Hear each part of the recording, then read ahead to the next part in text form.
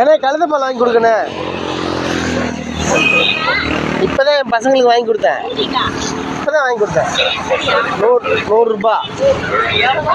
நூறுரூபா ஒரு சங்கடை. கழுத பால் வாங்கி கொடுங்க, குழந்தைங்களுக்கு நல்லது. ஆ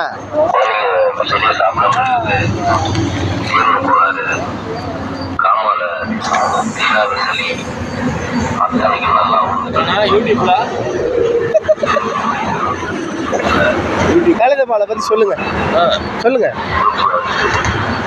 கழுதப்பால் எதுக்கெல்லாம் நல்லது?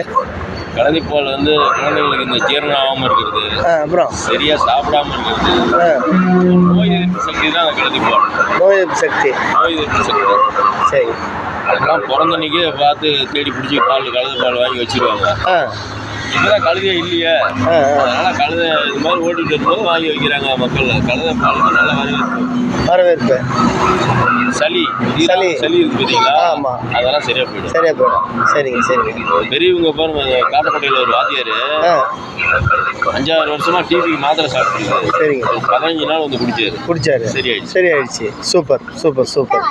தம்பி தேமுங்க, இப்போ கழுத பால் குடிச்சிங்களா? என்ன எப்படிப்பா இருக்கு? இங்கே பாருங்க எப்படி இருக்கு? இல்லை, கழுத பால் குடிச்சு எப்படிப்பா இருந்துச்சு? நல்லா இருந்துச்சாப்பா? சரி, ஓகே.